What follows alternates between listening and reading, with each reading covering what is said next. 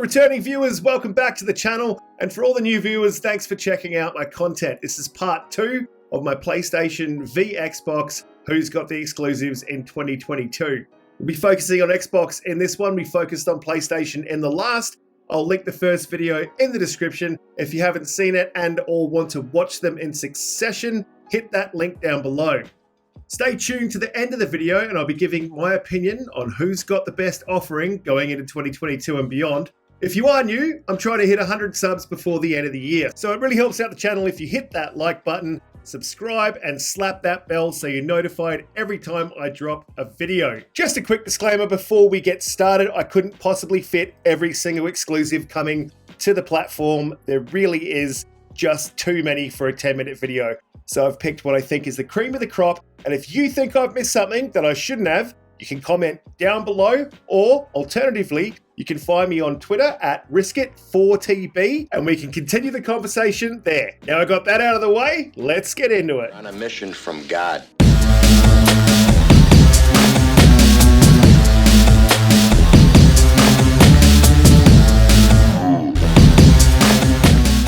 Stalker 2, The Heart of Chernobyl, one of the best looking up-and-coming games of this generation so far. Set to release on April 28, 2022, day one in Game Pass. And when I say it's one of the best looking games coming this generation, just look at those teeth.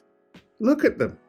Have you ever seen a set of chompers that look like that in a game? I haven't. I don't know why it matters. I'm not really looking at people's teeth when I'm shooting them, but hey, they look amazing. And with attention to detail like teeth, I really can't see this game not hitting with some serious fire. So, Stalker 2 is an open world game. It's set against the backdrop of a post-apocalyptic Ukraine.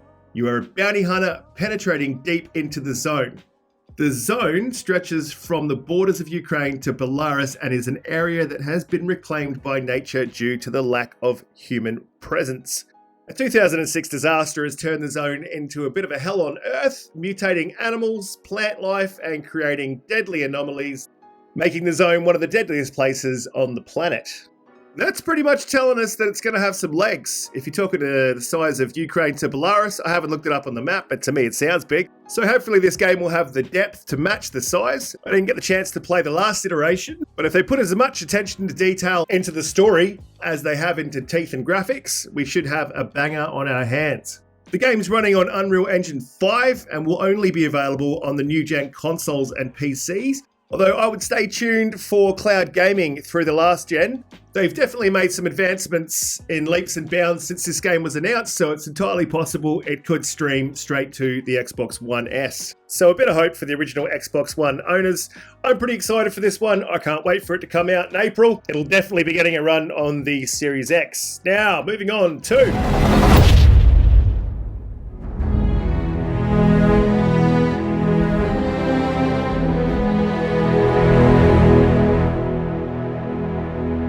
That's right, Starfield, set to release on the 11th of the 11th, 2022. From Bethesda, the recently acquired studio now under the Xbox banner. Not gonna lie, I'm tempering my expectations for this one. I've never been a massive Bethesda fan, don't hate me because I said that, but they have made some bangers that I do like, but they've definitely made some games that are just not up my alley. And I don't know if this is gonna be one that rides up my alley, or if it's gonna be going down another street. But I do hope it's my thing. Todd Howard said it's the biggest, most epic science fiction thing you could possibly imagine, which sounds like something that I would get into. And it's a big call for a studio that brought us the Fallout series. Starfield has apparently been in development in some form for over 10 years, entering full production in 2013 with all 4 of Bethesda's studios reportedly working on the game. They just might live up to the hype around this one, but we'll have to wait and see. What I do know about it is the game features a full suite of character customization, which is confirmed.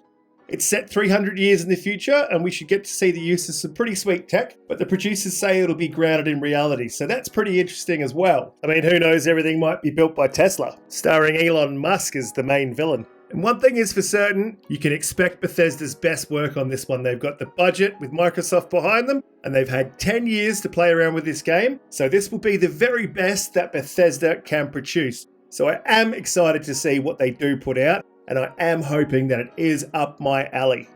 But regardless of whether it is or not, I'll be taking it for a test run on day one when it releases on Game Pass. And in fact, all the games that I'm about to mention from here on in will be in Game Pass on day one for you to play. Coming up next, we've got Breadfall from Arcane Studios in Austin, the studio that developed Prey and had a hand in Dishonored. If you haven't played those, I highly recommend it. Arcane describes Breadfall as an open-world co-op looter shooter.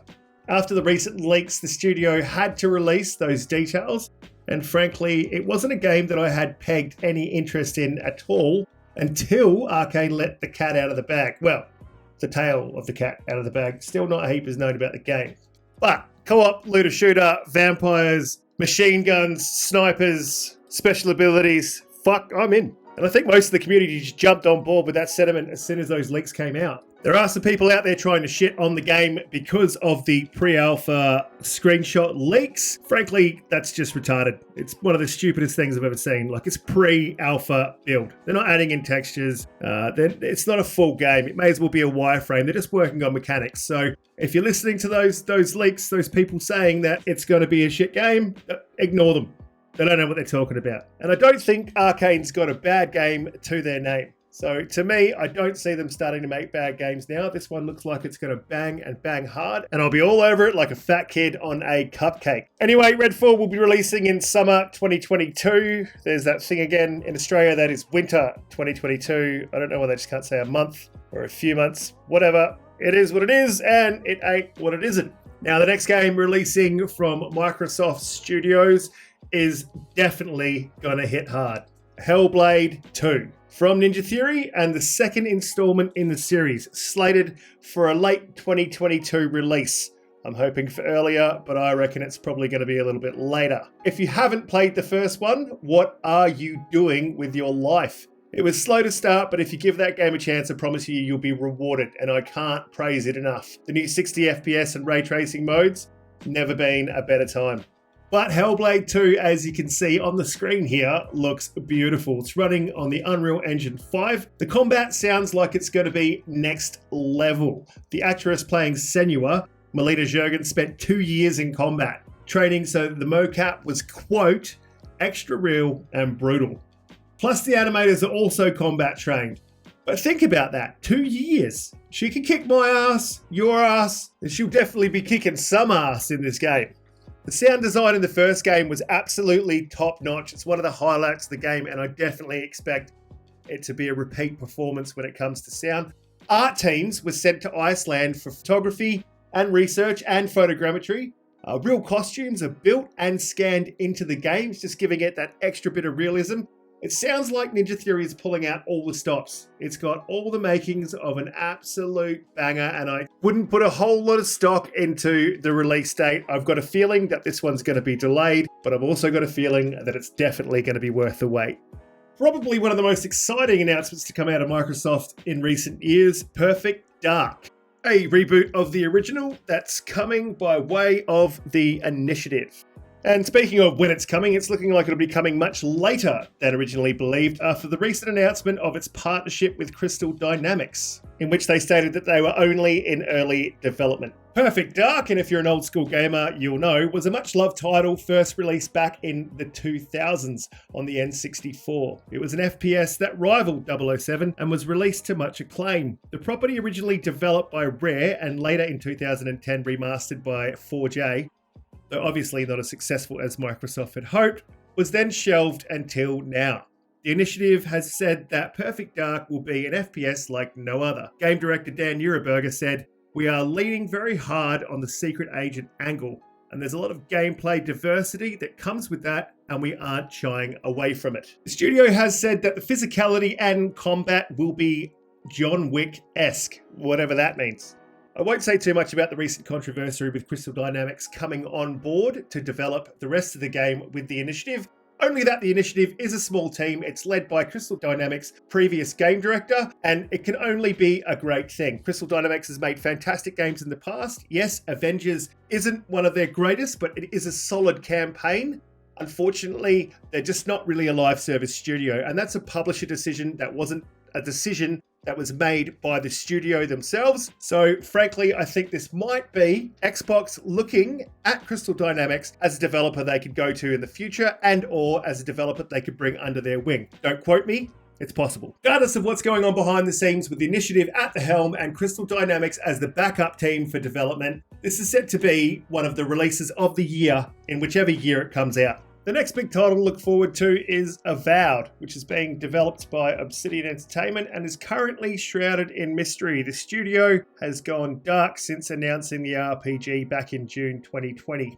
There's some unconfirmed leaks that have been announced reporting that Avowed is a large open world that's much denser than Skyrim. The game being a continuation of the Pillars of Eternity universe, apparently set in the northern living lands of Eora, not previously seen before in the series. It's said to feature an advanced character creation suite, mod support, next-gen AI, lighting, and world reactivity systems with real-time weather. The world would be rich in detail, from the NPCs to activities, large-scale boss battles, creatures, and wildlife. Obsidian also wants to make it possible to kill anyone in the game, similar to Morrowind, in which you could cancel the main story by killing critical characters.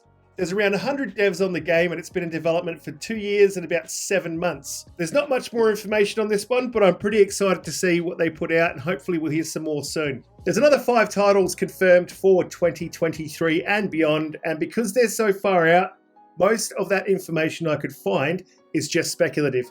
But they're all definitely deserving of a mention. We've got Fable, which is being made by Playground Games, and I'd say that's slated for release in 2023. Got Indiana Jones. I don't think we'll be seeing much out of that until at least 2024. I'm hoping for an Uncharted sort of third-person over-the-shoulder experience. So fingers crossed that's what we get. Elder Scrolls 6, which is being produced by Bethesda, quite obviously. I'd say you're looking at a 2027 release, especially considering the release of Starfield, which I think will depend on how much support that game requires after release. Contraband coming out, which is the same developer that brought us Just Cause, Avalanche Studios. I'd say that's coming out 2025. It's being touted as an open world type heist game. I'm actually really looking forward to this one. And finally, Outer Worlds 2, which is being developed by Obsidian, the same developers of Avowed, and I assume that that's going to be pushing 2025, even 2026. We've got 2 games in development with that studio, and it's going to take quite some time before we see anything about this game. Right, so my opinion on who's got the best exclusives out of PlayStation or Xbox. So you can say that PlayStation have definitely proved their studios with the quality of games that they have put out previously. But now we found ourselves in a situation with Xbox where they actually have proven studios who've proved themselves with games prior to joining the Xbox brand. And some studios with the Xbox brand, like the Coalition. So to me, then it comes down to cost and what you get for your money. So again, it's Game Pass and how many exclusives do we have coming? And as you can tell by what's announced in between these 2 videos, is that Xbox definitely has the win when it comes to the amount of exclusives that they're offering, how they offer them, and what they cost. I mean, all of PlayStation's exclusives are $70, so anywhere from 120 to 140 in Aussie. Don't get me wrong, PlayStation make great games. I'm a big fan. I have both systems and I enjoy all the games, but for those people who can't afford to buy both systems, my recommendation for this gen is 110% buy an Xbox Series X. You can't really go wrong. It all comes down to what you prefer personally. If you like a variety of games with different genres and lots of them, Xbox is the place to be. If you like that third person over the shoulder and that's mainly what you get into, then hey, maybe go and get yourself a PlayStation. If you've got any questions about what I've said here today, or you just want to make a comment, then go ahead and just leave a comment down in that comments section. Alternatively, you can find me on Twitter at Riskit4TB, and please don't forget to like and subscribe and share it out on social media if you like this video. It really helps out the channel, and I'm trying to hit 100 subs by the end of the year. Thanks for watching, guys. If you're still with me, I really appreciate it. And don't forget, you got to risk it for that biscuit.